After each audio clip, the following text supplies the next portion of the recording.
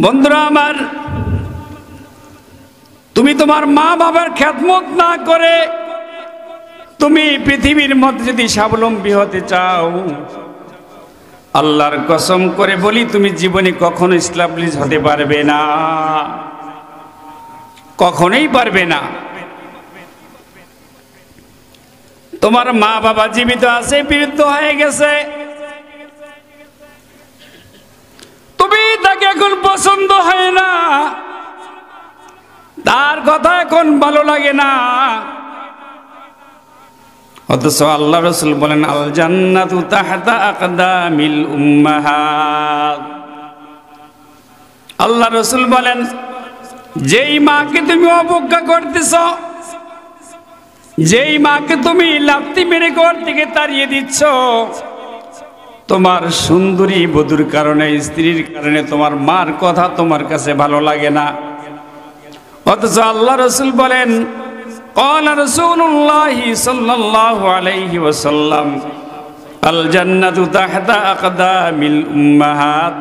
নিশ্চয় জান্নাত হচ্ছে তোমাদের মায়েদের পদতলে। চিৎকার করে বলেন সুবহানাল্লাহ। আল্লাহ রাসূল এখানে বলেছেন জান্নাত আছে তোমার স্ত্রীর পায়ের নিচে। কথা বলেন, জান্নাত স্ত্রীর পায়ের নিচে না? আপনারা আওয়াজ করেন না কেন? কষ্ট লাগে? জান্নাত কার পায়ের নিচে?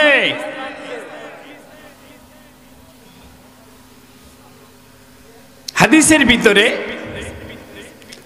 আল্লাহ তাআলা, আল্লাহ রাসূল মায়ের কথা 3 বার বলেছেন। কয়বার বলেছেন? কেন বলেছেন? এই যে আমি কয়েকটা কথা বললাম, আয়াত বললাম, সূরা লোকমানের 14 নম্বর আয়াতের ভিতরে যেটা বললাম, তার মানে বাবার কোনো হক নেই? আছে। মায়ের কথা বলার কারণ হচ্ছে মা যেই কষ্টগুলি করে এগুলা বাবার দ্বারা সম্ভব হয় না। এজন্য গর্ভে ধারণ করা এবং সন্তান প্রসব করা, 3 নম্বর হচ্ছে এই সন্তানকে 2 বছর পর্যন্ত দুগ্ধ পান করে বড় করা। এই 3টা কারণে আল্লাহ রাসূল মায়ের খেদমত করার জন্য বলছেন, 3 বার মায়ের কথা বলেছেন, যেগুলা বাবাদের দ্বারা আমাদের দ্বারা সম্ভব হয় না। বন্ধুরা আমার, তুমি তোমার মায়ের সাথে বেয়াদবি করে দুনিয়ার মধ্যে সফলতা হতে পারবে না। কিছু কিছু অপরাধ এমন আছে যে অপরাধের শাস্তি আল্লাহ তাআলা পরকালে দেয়, কবরের ভিতরে দেয়, হাসরের ময়দানে দিবে। আর কিছু কিছু অপরাধ এমন আছে যেগুলার শাস্তি আল্লাহ তাআলা শুধুমাত্র পরকালে নয়, আল্লাহ তাআলা দুনিয়ার ভিতরে এই শাস্তিটা আস্তাক্কোষভাবে আল্লাহ প্রমাণিত করে দেয়।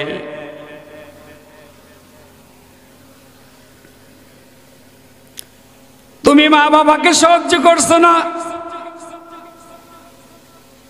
বাবার বয়স 80 বছর, 70 বছর, বাবাকে নিয়ে চিড়িয়াখানায় গেছো,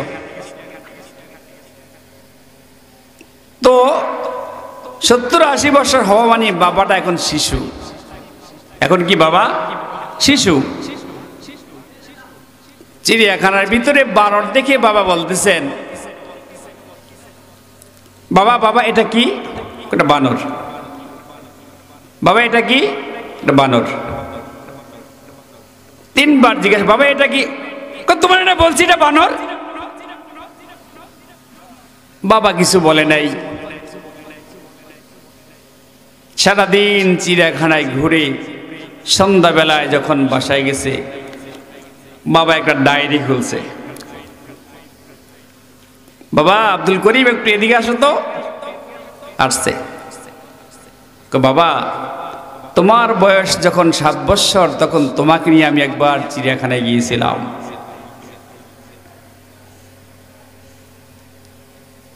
আর তুমি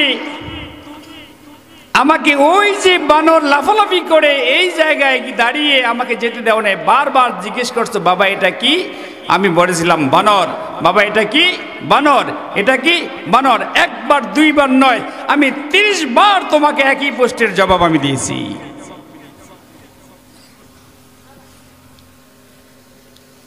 আর আজকে তোমাকে আমি 3 বার জিজ্ঞেস করার পরে তুমি আমাকে ধমক দিয়ে বলছো, তোমাকে কয়বার বলবো, কতবার বলবো, এটা বলেছি এটা বানর, তুমি আমাকে 3য়বারের কারণে আমাকে ধমক দিয়েছো। এমন পুরুষ আপনাদের এলাকায় নাই? আছে? থাকার কথা না এখানে। বন্ধুরা আমার, এই জন্য মা বাবার সাথে কেউ যদি অপরাধ করে, কেউ যদি অন্যায় করে, ওই লোকটা দুনিয়ার ভিতরে কখনো সফল হতে পারে না। আমি 2001 সাল থেকে 2016 সালের নভেম্বর পর্যন্ত আমি ঢাকায় ছিলাম, যাত্রাবাড়িতে। সেখানে মসজিদের ইমাম খতিব ছিলাম এবং মাদ্রাসায় খেদমত করতাম। ওই সময় আমি ফ্যামিলি নিয়ে ঢাকাতে যাই নাই। মসজিদের রুম ছিল আমার, দোতলায় আমার কামরা ছিল। প্রচন্ড বেগে ঝড়, বৃষ্টি, বাতাস সব বইছে। মুয়াজ্জিন সাহেব তিনি তো ঘুমিয়ে আছেন। তো আমি দেখলাম যে মুয়াজ্জিন সাহেব তো ঘুমাইছে, জাগানো ঠিক হবে না। দেখি তো নিচে জানালাগুলি বন্ধ করছে কিনা, মসজিদের গেটটা ঠিক মতো লাগাইছি কিনা একটু দেখি। আমার বাবারা, আমি হঠাৎ দেখলাম এই মসজিদের গেটের সামনে 60 থেকে 65 বছরের একজন বৃদ্ধা রমণী জীর্ণ শীর্ণ ভাবে তিনি দাঁড়িয়ে আছেন। আমি অবাক হয়ে গেলাম। অবাক হয়ে জিজ্ঞেস করলাম, মা আপনি কে? এই সময় তো ঘর থেকে একটা বিড়ালকেও কেউ বের করে দেয় না, গর্তের পিপিলিকা সাপগুলিও পর্যন্ত ঘর থেকে বের হয় না, তাহলে আপনি গিয়ে আপনার চেহারা একটু দেখান। চেহারা দেখে আমি তাকে চিনে ফেলেছি, মহিলাটা এলাকায় ভিক্ষা করে। কিন্তু পরিতাপের বিষয় হচ্ছে তার সন্তান লক্ষ লক্ষ টাকার মালিক। আমি বললাম, আপনার এই অবস্থা কেন? এই সময় আপনাকে কে ঘর থেকে বের করে দিয়েছে? মহিলাটা থরথর করে কাঁপতেছে আর চোখের পানি ছেড়ে দিয়ে বলতেছেন, বাবা তুমি তো আমার সন্তানকে চিনো, অমুক সন্তান, তার মা আমি। কিন্তু যখন জ্বর হলো আমি কোথায় যাব? আমি ঘরের মধ্যে প্রবেশ করছি, আমার সন্তান দৌড়িয়ে আমাকে দরজা খুলে দিল, দেখলো আমি মা তার ঘরের ভিতরে প্রবেশ করছি। স্ত্রী চিৎকার দিল, এই বুড়ি কোথা থেকে আসছে, বের করে দাও। আর যদি তাকে বের করে না দাও, আমি এই ঝড়ের ভিতরে তোমার ঘর থেকে বের হয়ে যাব। আমার সন্তান, যেই সন্তানকে আমি 10 মাস গর্ভে ধারণ করেছি, বুকের দুধ পান করিয়েছি,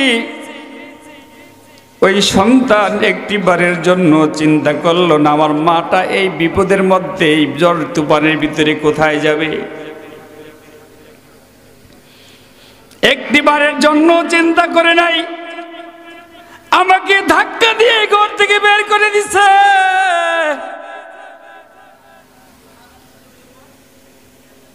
কোথায় যাব, কি করব? কোনো বাড়ির তো দরজা খোলা নেই। আমি দেখলাম মসজিদের এই যে সিঁড়ির নিচে একটু জায়গা, এখানে পানি পানির জন্য এখানে দাঁড়াইলাম। আমার বাবারা, বন্ধুরা, যেই সন্তান লক্ষ লক্ষ টাকার মালিক, ওই সন্তানের ঘরে মায়ের জায়গা হয় না।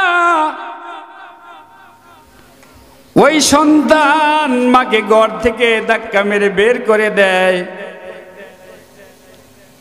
রাত্রে আমি কষ্ট করে যে কোনো ভাবে মসজিদের বারান্দায় মহিলাকে থাকার ব্যবস্থা করে দিলাম। আমার রুম থেকে চাদর এনে তাকে পরিবর্তন করে রাত্রে থাকতে দিলাম। সকালবেলা মহিলা চলে গেল। আল্লাহ তাআলার কারিশমা, আল্লাহ শাস্তি দিতে বেশি দেরি করে নাই। কিছুদিন পরে ওই মহিলাটা দুনিয়া থেকে ইন্তেকাল করে চলে গেছে। কিন্তু চলে যাইলে কি হবে? ওই তার সন্তান, নামটা আমি বললাম না, কারণ ভিডিও তো অনলাইনে চলে যায়, এই জন্য বলাটা ঠিক হবে না। ওই সন্তান আস্তে আস্তে তার সমস্ত টাকা পয়সা ইনকামের সমস্ত রাস্তাগুলি বন্ধ হয়ে গেছে। শাস্তি দিয়েছেন কে? একটু আওয়াজ করে বলেন কে? শুধু তাই নয়, তার স্ত্রীর সন্তানের করুণ পরিণতি আমি নিজের চোখে দেখেছি।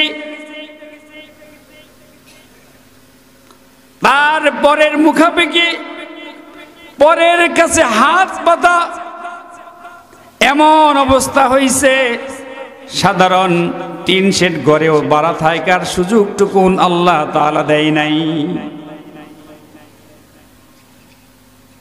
এজন্য আল্লাহ তাআলা বলেন, ওয়াকাযা রাব্বুকা আল্লা তা'বুদু ইল্লা ইয়্যাহু ওয়া বিল ওয়ালিদাইনি ইহসানা।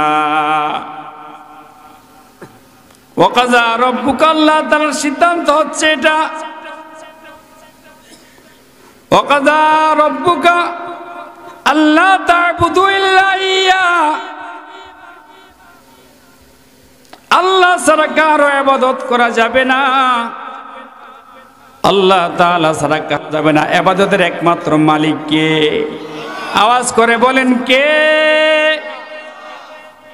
কোন পীর বাবা সিজদার যোগ্য হতে পারে না, কোন মাজার হতে পারে না, কোন ভণ্ড পীরের পায়ে সিজদা দেওয়া জায়েজ হবে না, জায়েজ হবে না, ঠিক না বেঠি? মাজারে সিজদা দেওয়া যাবে? কবরে? কোন পীরের পায়ে সিজদা কোথায় দিবেন? আল্লাহ তাআলার কুদরতি কদমে। এই জন্য আল্লাহ তাআলা বলেন,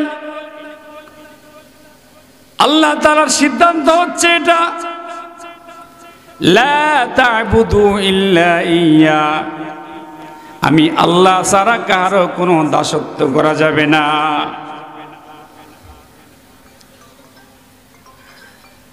দ্বিতীয় নির্দেশ কি? দ্বিতীয় নির্দেশ হচ্ছে ওয়া বিল ওয়ালিদাইনি ইহসানা, মা বাবার সাথে তুমি সদ্য ব্যবহার করো। ইম্মা ইয়াবলুগান্না ইনদাকাল কিবারা আহাদুহুমা আও কিলাহুমা, তারা যদি দুইজন অথবা একজন তোমার কাছে বার্ধক্যে উপনীত হয়, ফালা তাকুল্লাহুমা উফ, তাহলে তোমরা তাদের সামনে উফ শব্দটুকুন ব্যবহার করবে না, এমন আচরণ করবে না, এমন কাজ করবে না, এমন ব্যবহার তাদের সামনে করবে না যাতে ব্যবহারে কষ্ট পেয়ে তারা উফ শব্দটি ব্যবহার করে। আপনাদের কষ্ট হয়? ওয়ালা তাকুল্লাহুমা উফি ওয়ালা তানহারহুমা, খবরদার খবরদার, মা বাবার সাথে ধমক দিয়ে কথা বলা যাবে না। নির্দেশ কার? একটু জোরে বলেন কার? ওয়ালা তানহারহুমা, খবরদার মা বাবার সাথে ধমক দিয়ে কথা বলবে না। ওয়াকুল লাহুমা কওলান কারীমা, তাদের সাথে তোমরা নম্র ব্যবহার করবে, নম্র ব্যবহার, ভদ্র ব্যবহার করবে। ওয়াকফিজ লাহুমা জানাহায যুল্লি মিনার রাহমা, তাদের জন্য দয়ার পাখা বিছিয়ে দিবে। ওয়াকফিজ লাহুমা জানাহায যুল্লি মিনার রাহমা, বিনয়ের পাখনা, দয়ার পাখনা তাদের জন্য অবনত করে দিবে। তাহলে তাদের সাথে ধমক দেওয়া যাবে না, জিকরি মারা যাবে না। আজকে অধিকাংশ পরিবারের ভিতরে মা বাবার কোনো মূল্য নেই, অবস্থান নেই। জোরে বলেন ঠিক না বেঠিক? অধিকাংশ পরিবারের ভিতরে মারা আছে, অনেক মানবতার জীবন যাপন করছে বৃদ্ধ বাবা এবং মায়েরা। সব মা বোনেরা খারাপ আমি তা বলছি না। অধিকাংশ ঘরের পুত্রবধূর কারণে শ্বশুর শাশুড়ি তারা দুনিয়ার ভিতরে জাহান্নামের আযাব ভোগ করতেছে। ছেলে ব্রয়লার মুরগির মতো তাকিয়ে তাকিয়ে দেখে, কিছু বলতে পারে না, কারণ ঘরের ভিতরে যে হোম মিনিস্টার, তার বেগম, তার সামনে কথা বলার সেই দুঃসাহসটা সে হারিয়ে ফেলেছে অনেক আগেই। এজন্য বৃদ্ধ মা বাবাকে সারাদিন কসলায়, শুধু কসলাই দিয়ে থাকে। ছেলে যখন একটু বাসায় থাকে তখন দেখা যায় অনেক সময় ভালো ব্যবহার করে,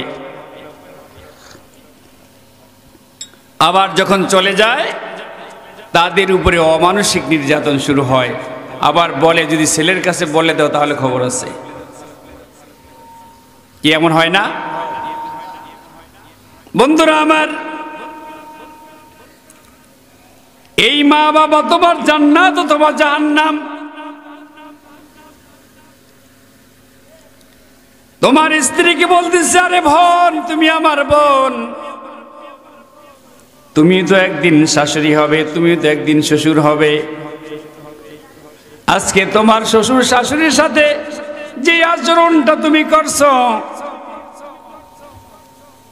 এটা তোমার পাওনা। মনে রাখবে, তোমার সন্তান যখন বিবাহ করে আনবে, তোমার পুত্রবধূ তোমার সাথে এর চাইতে ভালো ব্যবহার করবে না। কারণ তুমি তো এটা পাওনা, হকদার। এই জন্য তোমার পুত্রবধূ তোমার সাথে এই আচরণটাই করবে যেটা তুমি তোমার শ্বশুর শাশুড়ির সাথে করেছ। আজকে তুমি টকববে যুবতী, তুমি তো এই ব্যাপারে তোমার কোনো খবর নেই, কিন্তু মনে রাখবে তোমার শ্বশুর শাশুড়ি, তোমার সন্তান যখন বড় হবে, তোমার এই পাওনাটা তোমাকে অক্ষরে অক্ষরে তোমাকে বুঝিয়ে দিবে। এই জন্য সাবধান হয়ে যাও। আজকে তুমি পুত্রবধূ, কালকে তুমি শাশুড়ি হবে, আর তখনই তোমার সেই পাওনাটা তোমার পুত্রবধূ তোমাকে বুঝিয়ে দিবে। বন্ধুরা আমার, তোমার বাবা এখন কাজ করতে পারছে না, বুইরাটে ধমক দেয়, কি সারাদিন শুধু খায়, আর কোনো কাজ নাই, কোনো রুজি করতে পারে না, কিছুই করতে পারে না, শুধু বসে বসে খায়। যখন তুমি ছোট ছিলে তখন তোমাকে কে খাওয়াইছে, কে পালছে তোমাকে, একবারও চিন্তা করো নাই। আবার যখন ইনকাম করার ক্ষমতা ছিল না, তখন তো এই বাবাই আমাকে লালন পালন করেছে। বন্ধুরা আমার, তোমাদেরকে আল্লাহর দোহাই দিয়ে বলতেছি, ও পর্দার আলের মা বোনেরা, মা বাবার মনে, শ্বশুর শাশুড়ির মনে কষ্ট দিও না, কারণ এই কষ্ট দেওয়ার কারণে তোমার দুনিয়া আখিরাত উভয় জাহান ধ্বংস হয়ে যাবে।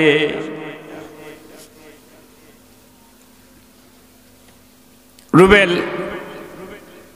বরিশালের প্রত্যন্ত অঞ্চলে গ্রামীণ পরিবেশে বড় হয়েছে। তার মা তাকে কষ্ট করে এসএসসি পাস করিয়েছে। সন্তানের বড় স্বপ্ন হচ্ছে ঢাকাতে কোনো কলেজে ভর্তি হবে, কিন্তু বাবা নেই, গরিব মা। তার মাত্র একটা ভিটে বাড়ি, সামনে কিছু জমি ছিল, সন্তানের স্বপ্ন পূরণ করার জন্য বিক্রি করে সন্তানকে ঢাকাতে যে কোনো একটা কলেজে ভর্তি করে দিয়েছে।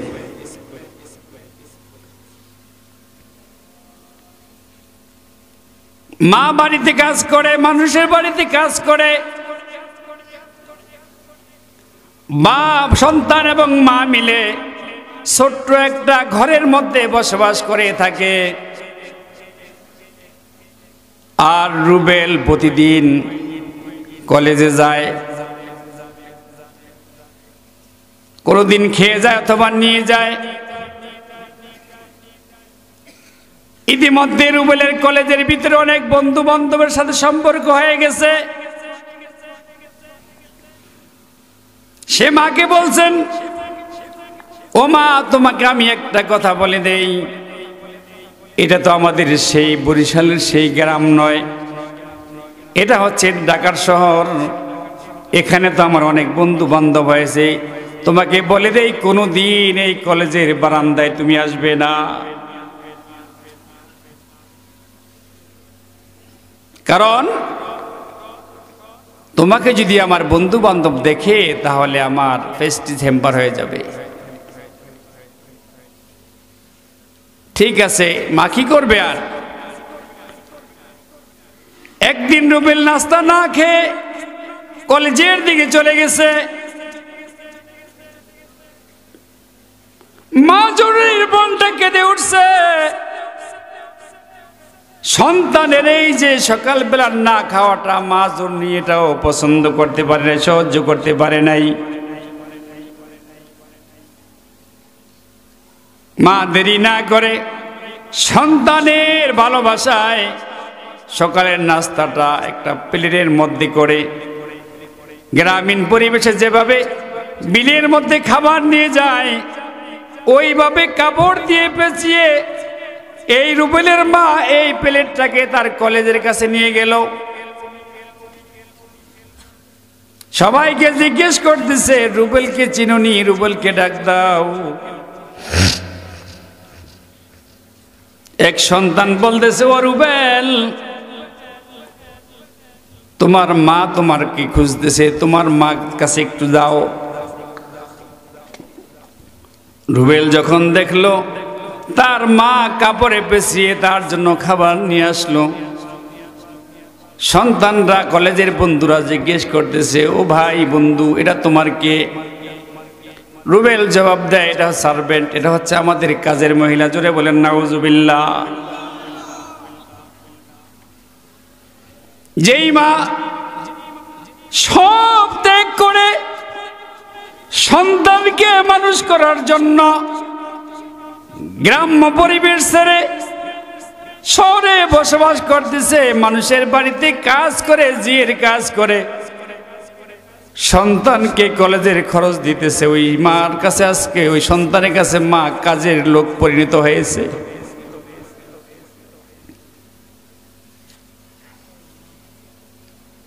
ও আমার বাবারা, কলেজের বাহিরে গিয়ে মাকে ধমক দিতেছেন, ও কারি মহিলা, তোকে না আমি বলেছি কোনোদিন এই কলেজের কাছে আসতে না।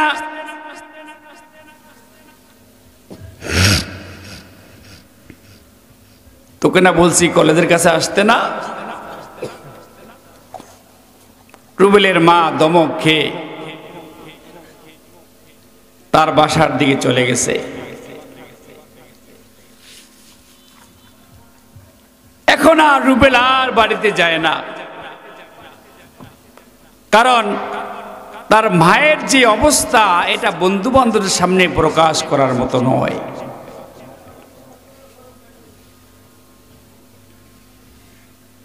রুবেল ইন্টারমিডিয়েট পাস করে দীর্ঘদিন মায়ের সাথে কোনো সম্পর্ক নেই। মা বেচারি কতদিন আর এখানে থাকবে, একা একা কি করবে, সন্তানের খোঁজ তো পায় না। ওই মা কষ্ট করে কোন রকম তার ঘরের সামান এগুলা বিক্রি করে রুবেলের মা তারা গ্রামের দিকে চলে আসছে। আবার সে আগের মতো জীবন যাপন কষ্ট করে শুরু করছে। এদিকে রুবেল ভার্সিটির লেখাপড়া শেষ করে উচ্চ শিক্ষায় শিক্ষিত হয়ে বড় লোকের মেয়েকে বিবাহ করেছে। ওদিকে মা বেচারি সন্তানের শোকে কাঁদতে কাঁদতে অস্থির হয়ে পাগল পাড়া প্রায়। গুলশানে বাড়ি ফ্ল্যাট ভাড়া নিয়ে থাকতেছেন।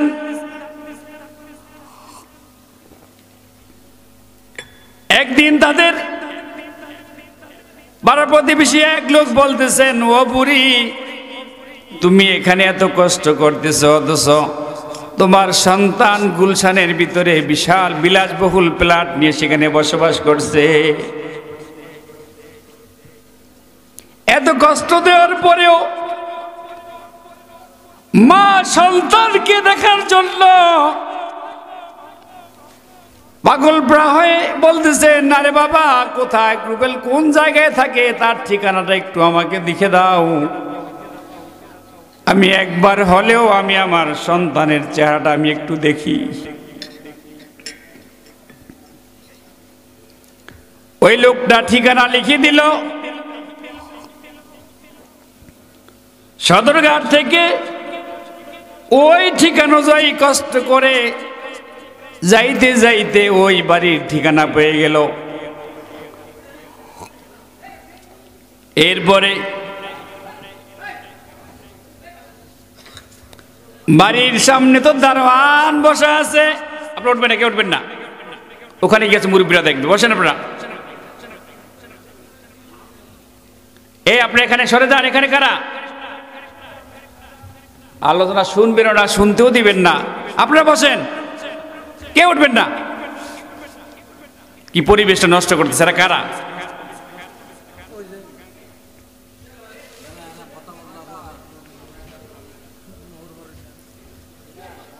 আমরা এদিকে মনোযোগী হই।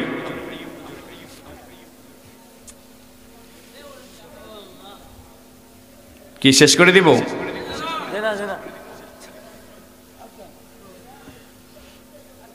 বন্ধুরা আমার, যখন বাড়ির ঠিকানা পেল, বাড়ির ঠিকানা পাওয়ার পরে বাড়ির সামনে গেটের সামনে দারোয়ান দাঁড়িয়ে আছে।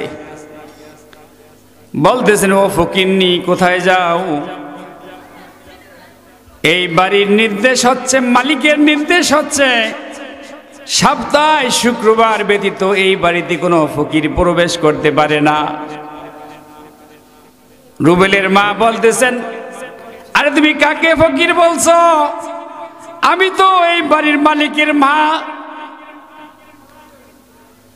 ওই দারোয়ান বলতেছে, কি বলতেছো তুমি? এই বাড়ির মালিকের মা এমন হবে ফকিন্নি বেশি হবে বিশ্বাস করতে পারছি না। যাও যাও যাও, এখান থেকে তুমি তাড়াতাড়ি চলে যাও। রুবেলের মা দেরি না দেরি দেরি ওই দারোয়ানের সাথে তর্ক বিতর্ক করে ঘরের ভিতরে সিঁড়ির ভিতরে প্রবেশ করলেন। উপরে উঠে দেখতেছেন একটা সন্তান, তার নাকটা রুবেলের মতো, কপাল চেহারা সব তার সন্তানের মতো মিলে যায়। বুঝতে দেরি হলো না, এটা তার রুবেলের সন্তান, তার নাতি। সাথে সাথে ওই সন্তানটাকে বুকে জড়িয়ে নেওয়ার চেষ্টা করলেন। ওই লোকটা, ওই সন্তান বলতে, ও ফকিরনি, আমাকে ছেড়ে দে, আমাকে ছেড়ে দে, আমার গাড়ি ওয়েট করতেছে, আমার স্কুলে যেতে হবে, আমাকে ছেড়ে দে ফকিরনি, ছেড়ে দে আমাকে। সন্তানের চিৎকারে ঘরের ভিতর থেকে রুবেল দৌড়ে আসছে, কে যেন এখানে চিৎকার করতেছে। এজন্য যখন ঘর থেকে বেরিয়ে আসলো, বেরিয়ে এসে দেখতেছেন তার সেই বুড়ি মা তার দরজার সামনে দাঁড়িয়ে আছে। সর্বনাশ! আমার স্ত্রী যদি এই সময় যদি আমার মাকে দেখে, তাহলে আমার ইজ্জত সম্মান কিছুই থাকবে না, সব শেষ হয়ে যাবে। নাউজুবিল্লাহ।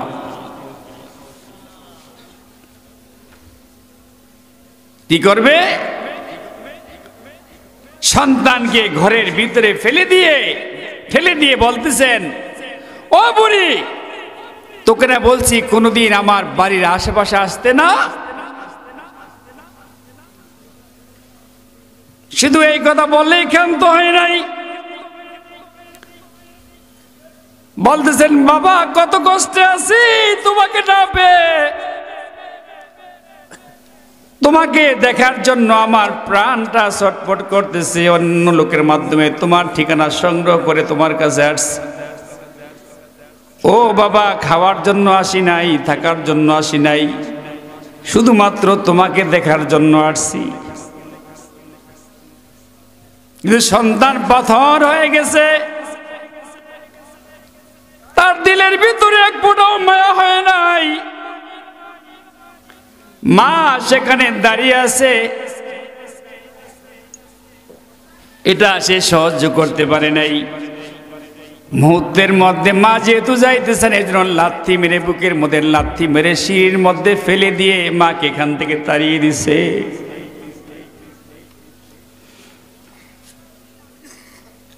মা বেচারি কি করবে আর? বুকের মধ্যে আঘাত দিয়ে সন্তানের দেখার স্বপ্নকে মিটিয়ে যখন বুকের মধ্যে লাথি মারছে, গড়িয়ে পড়তে পড়তে নিচে নেবে কষ্ট করে আবার তার গ্রামের ঠিকানায় চলে আসছে।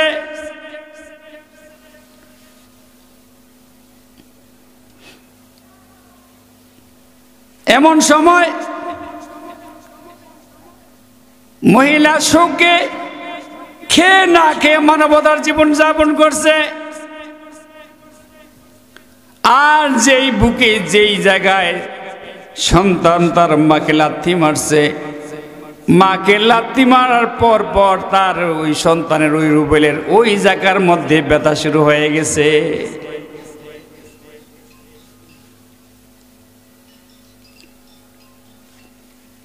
এমন ব্যথা শুরু হয়ে গেছে, বাংলাদেশের যত ডাক্তার আছে সব ডাক্তারের কাছে নেওয়া হয়েছে।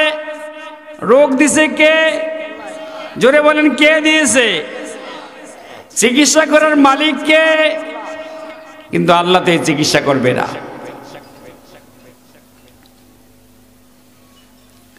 বাংলাদেশের যত বড় বড় ডাক্তার আছে সমস্ত ডাক্তারের কাছে নেওয়া হলো। ডাক্তাররা বলতেছেন পরীক্ষা করার পরে আপনার যেই রোগ, যেই সমস্যা, আমাদের এই বাংলাদেশের চিকিৎসা করা কোনোভাবে সম্ভব নয়, একে বাহিরে যে কোনো ভালো উন্নত হাসপাতালে প্রেরণ করতে হবে।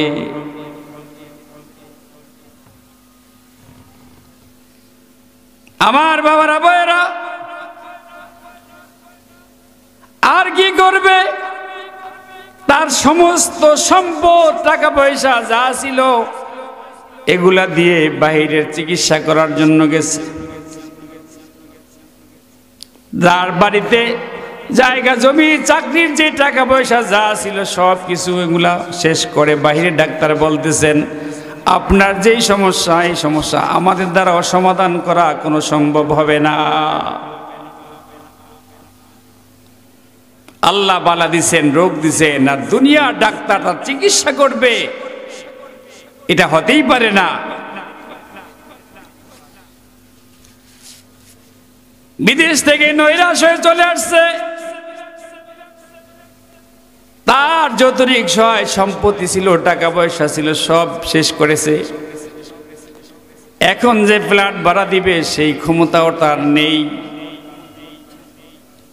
স্ত্রী বলতেছেন, ওগো স্বামী, আমার দুটো সন্তান, আমি এই দুটো সন্তান নিয়ে জীবন যাপন করতে চাই।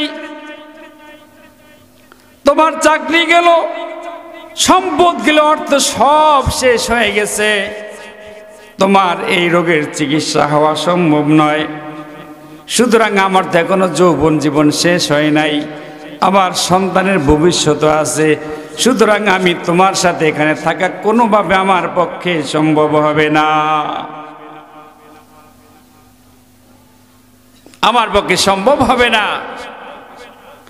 আমি গেলাম, আমি আমার সন্তানদেরকে নিয়ে আমার বাবার বাড়িতে চলে গেলাম। যে স্ত্রীর জন্য নিজের মায়ের পরিচয়টা বুঝে তার সামনে প্রকাশ করে নাই, আজকে ওই স্ত্রী তার স্বামীকে ছেড়ে তার সন্তান নিয়ে তার বাপের বাড়িতে চলে গেছে। একবারও চিন্তা করে নাই তার সুখের সময় কত আনন্দে উল্লাসে জীবন যাপন করেছি।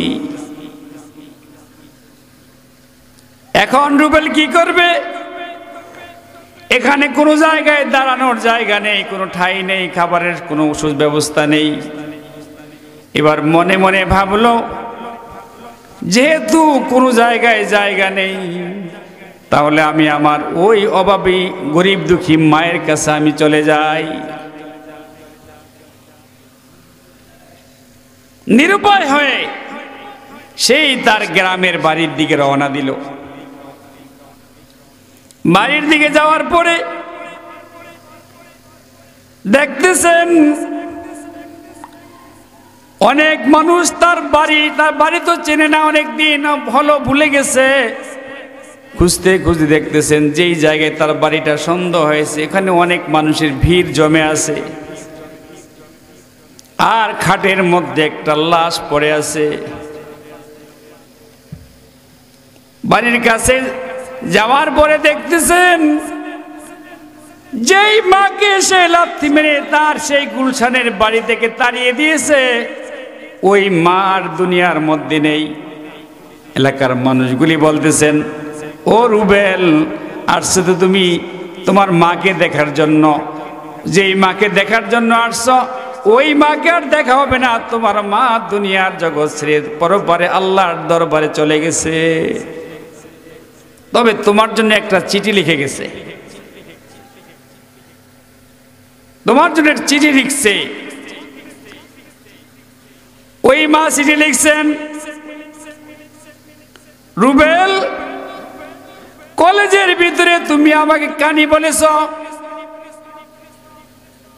আমি কানা ছিলাম না, আমার চক্ষু ছিল, আমার জন্য এলাকার শত শত যুবক পাগল ছিল। তুমি একদিন বালুর মাঠে খেলতে গিয়ে তোমার চোখের ভিতরে বালু ঢুকে গেছে। গ্রামে অনেক চিকিৎসা করেছি, বড় বড় ডাক্তার দেখাইছি, ডাক্তাররা বলতেছেন এই চোখটা আর কখনো ভালো হবে না। তবে আপনার যদি একটা চোখ সন্তানকে আপনি দিতে পারেন, তাহলে সন্তান দুনিয়ার আলো দেখবে, নতুবা দেখবে না। আমি মনে করেছি, মনে মনে ভাবছি, যেহেতু আমার বিবাহ হয়ে গেছে, আমার আর বিবাহের শখ নেই, তোমার বাবাও মরে গেছে, তাহলে এই দুনিয়ার কোনো আল্লাহর স্বাদ আমার তো নেই। এই জন্য আমি দ্বিধা না করে আমার চক্ষুটা তোমাকে আমি দান করেছি। তুমি আমাকে ফকিন্নির বাচ্চা বলে গালি দিয়েছো।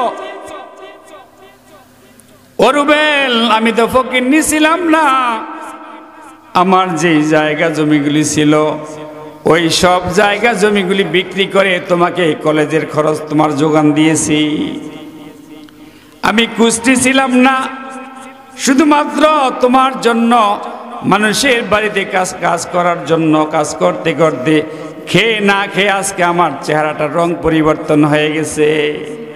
এই 3টা প্রশ্নের জবাব লিখে রুবেলের মা দুনিয়া থেকে চলে গেছে। আমার বাবারা ভাইরা, আমি আপনাদেরকে বলতে চাই, মায়ের মনে যদি কষ্ট দিয়ে থাকেন, আল্লাহর কসম করে বলতেছি আপনার জীবনে কখনো কোনো উন্নতি হবে না, কোনো পরিবর্তন হবে না। কারণ মা যদি একবার আপনার ব্যাপারে আল্লাহর দরবারে অভিযোগ করে অভিশাপ দিয়ে দেয়, আপনার দুনিয়া আখিরাত উভয় জাহানে আপনি বরবাদ হয়ে যাবে। এজন্য قال رسول الله صلى الله عليه وسلم رضا الرب في رضا الوالدين وسخط الرب في سخط الوالدين। আল্লাহর সন্তুষ্টি, মা বাবার সন্তুষ্টি, আল্লাহ তাআলার সন্তুষ্টি। আল্লাহর সন্তুষ্টি কার সন্তুষ্টির উপর নির্ভর করে? মা বাবার সন্তুষ্টির উপরে আল্লাহর সন্তুষ্টি নির্ভর করে। ওয়াসাক্তুর রব ফি সাকতিল ওয়ালিদাইন, তোমার মা বাবা যদি তোমার উপরে অসন্তুষ্ট থাকে তাহলে মনে রাখবে তোমার বাবা মা, তোমার আল্লাহ তোমার উপরে অসন্তুষ্ট হয়ে যাবে। এজন্য বন্ধুরা আমার, কখনো মা বাবার মনের ভিতরে কখনো কষ্ট দেওয়া যাবে না। আল্লাহ রাব্বুল আলামিন কোরআনের অসংখ্য জায়গার ভিতরে এই মা বাবার খেদমত সম্পর্কে বলেছেন। আল্লাহ রাসূল সাল্লাল্লাহু আলাইহি ওয়াসাল্লাম অগণিত অসংখ্য হাদিসের ভিতরে মা বাবার সেবার কথা বলেছেন। আন আবি হুরায়রা রাদিয়াল্লাহু তাআলা আনহু قال قال رسول الله صلى الله عليه وسلم رغم أنفه رغم أنفه رغم أنفه قيل من يا رسول الله قال من أدرك والديه عند الكبر أحدهما أو كلاهما ثم لم يدخل الجنة أو كما قال النبي عليه الصلاة والسلام। বিখ্যাত সাহাবী, মুসলিম শরীফের হাদিস। আবু হুরায়রা রাদিয়াল্লাহু তাআলা আনহু বলেন, আল্লাহ রাসূল সাল্লাল্লাহু আলাইহি 3 বার বলেছেন, ওই ব্যক্তির নাকের মধ্যে মাটি লাগুক, ওই ব্যক্তির নাকের মধ্যে মাটি লাগুক, 3 বার বলেছেন কথাটা। মূল কথা হচ্ছে ওই ব্যক্তি ধ্বংস হোক, ধ্বংস হোক ওই ব্যক্তি। সাহাবায়ে কেরাম জিজ্ঞেস করলেন, ইয়া রাসূলুল্লাহ, মান কার? হে আল্লাহ রাসূল, আপনি যে অভিশাপটা দিচ্ছেন এটা কার জন্য? আল্লাহ রাসূল বলেন, যেই ব্যক্তি তার বাবা মা 2 জনকে অথবা 1 জনকে পেয়েছে, তাদের খেদমত করে সে জান্নাতবাসী হতে পারল না, ওই ব্যক্তি ধ্বংস। জোরে বলেন নাউজুবিল্লাহ। 2 জন অথবা 1 জনকে, এখানে অনেকের 2 জন নেই, অনেকের 1 জন আছে, হয়তো মা অথবা বাবা। ও আমার বাবারা ভাইয়েরা, আপনার পায়ে হাত দিয়ে বলি, রাত্রে বাসায় গিয়ে মায়ের পা ধরে ক্ষমা চাইবেন, বাবার পা ধরে ক্ষমা চাইবেন। আর মা বাবা এতটা নির্দয় নয়, কঠিন নয়, আপনাকে ক্ষমা করবে না, হতে পারে না। দেখবেন মুহূর্তের মধ্যে আপনাকে বুকে টেনে নিবে। কি পারবেন তো ইনশাআল্লাহ? কথা বলেন না কেন? পারবেন না? মাকে সালাম দিতেও লজ্জা লাগে। অনেকের আছে যে বাসায় গিয়ে মাকে, বাবাকে, স্ত্রীকে, সন্তানকে সালাম দিবে, এটাও তো লজ্জার। মায়ের পা ধরে মাপ চাওয়া, এটা তো অনেক বড় লজ্জার বিষয়টা। সম্মানিত হাজিরিন, আপনি এখন বাসায় গিয়ে মায়ের পা ধরে ক্ষমা চাইবেন,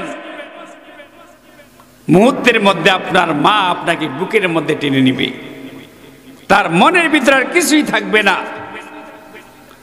বলতে পারেন, আমার মা তো অনেক উল্টো পাল্টা করে, বাবা উল্টা পাল্টা করে, এই বয়সে এটা করবে, এটাই স্বাভাবিক। এই বয়সে আপনার মা আপনার বাবা একটু ব্যতিক্রম হবে, এটাই স্বাভাবিক। এই জন্য তাদের খেদমত থেকে আপনি নৈরাশ হবেন না, বঞ্চিত হবেন না। যদি হন, আপনি দুনিয়া আখিরাত উভয় জাহানে ক্ষতিগ্রস্ত হবেন। বন্ধুরা আমার, আল্লাহ তাআলা এবং আল্লাহ রসুল কোরআন এবং হাদিসের অনেক জায়গার ভিতরে এই মা বাবার খেদমতের উপর উৎসাহ দিয়েছেন। তাহলে আপনি কোন কারণে তাদের সাথে খারাপ ব্যবহার করবেন?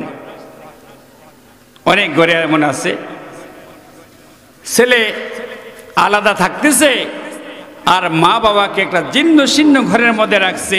ওখানে তার শ্বশুর বাড়ির আত্মীয় স্বজন নিয়ে উন্নত মানের আয়োজন করা হয়, কিন্তু তার বৃদ্ধা মা বাবা তাদের কপালে একটা হাড়ও জুটে না। আমার এলাকায় এমন আছে, বাস্তব প্রমাণ। মাকে ডেকে খাওয়ায় না, মা যখন বাড়ির থেকে চলে যায় শ্বশুর বাড়ির লোকদেরকে ডেকে এনে, তার শালা বউ আত্মীয় স্বজনদেরকে ডেকে এনে কয়েকদিন রেখে এরপরে খাওয়ায় তাদেরকে বিদায় করে। অথচ যেই মা তারা বাড়ি না থাকলে হাঁস মুরগি ঘর পাহারা দেয়, তার কপালে একটা হাঁসের একটা পাও জুটে না। আপনি যতই নামাজ পড়েন, আপনি নামাজ পড়তে পড়তে কপালটা কালো করে ফেলেন, মা বাবা যদি আপনার প্রতি সন্তুষ্ট না থাকে